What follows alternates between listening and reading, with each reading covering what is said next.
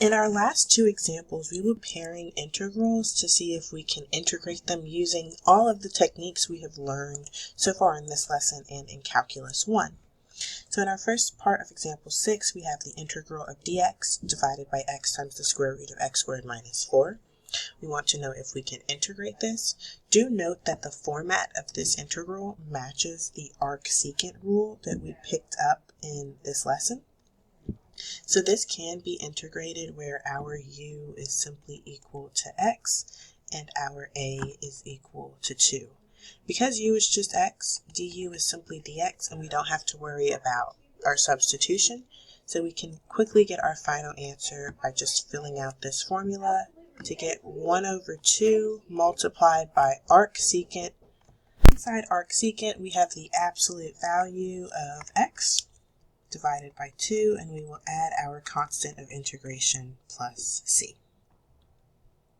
So example 6a is integrated by looking at this integral and recognizing this pattern that we have here from number 20 in this integral list.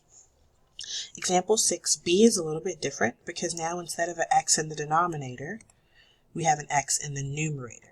Mind you, it was the x in the denominator in 6a that kind of indicates that you're going to be using an arcsecant rule, because that matches this u that's in the denominator. But now with x in the numerator, that would suggest that we can integrate this using u substitution, since what we have under the square root in the denominator has an exponent of 2. If we take that as u, then du will only have an highest exponent of 1. Meaning that we could solve for the x dx that's in the numerator and replace it with 1/2 du.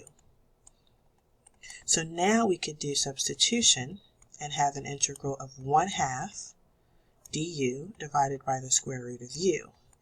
I can rewrite this integral to see that now this can be integrated by simply using the power rule, which would give us 1/2. New exponent on u would be 1/2 by increasing by 1, and we divide by the new exponent so that those cancel out, and this is not a negative sign in front. So those 1/2s cancel. We do have our plus c to be left with our final answer of the square root of x squared minus 4 plus c. And then in example 6c, we have an integral of dx divided by the square root of x squared minus 4. This may be tempting to look at one of the 3 rules that we saw in our theorem in this lesson. However, notice that under here it is x squared minus 4, which means that I would expect to see a u squared minus a squared in one of my integrals, but the only one that has u squared minus a squared under the square root is the secant one, which also has this u in the front. But we don't have anything in the front, so that does not match that pattern. I could not use the integral for arcsine because that has a squared minus u squared under it, which is different than u squared minus a squared. So we do not yet know how to integrate the function in example 6c just yet. As we continue in this course, we will learn more techniques that we could use to be able to integrate that. Looking at a few more examples, here in the first part of example 7, we want to know if we can integrate dx divided by x natural log of x.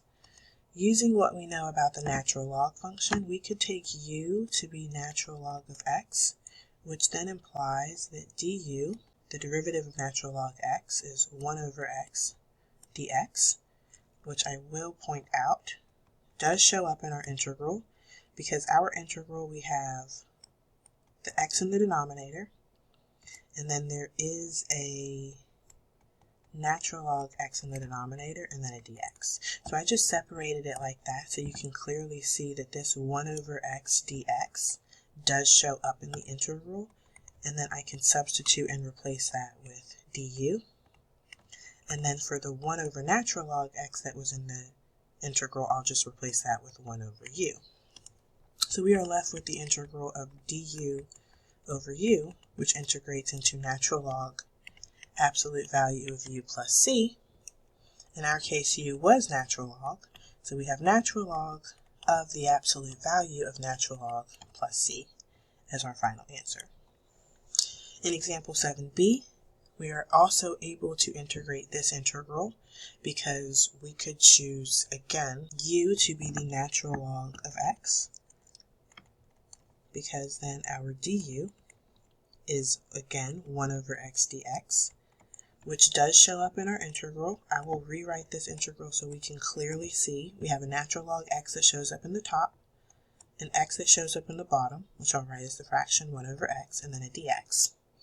So this 1 over x dx can be replaced with du, and the natural log x that was in the integral I will simply replace with u.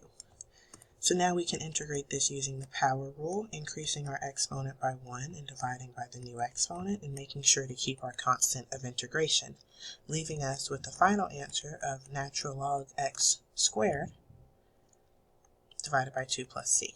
You do need parentheses when you write that, because we're not squaring the x, we're squaring the entire natural log function.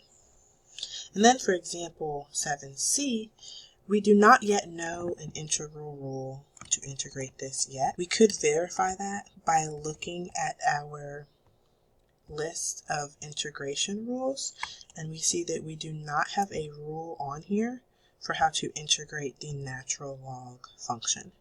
So we will learn how to integrate a function like that later in this course, but for now, there's nothing that we can do.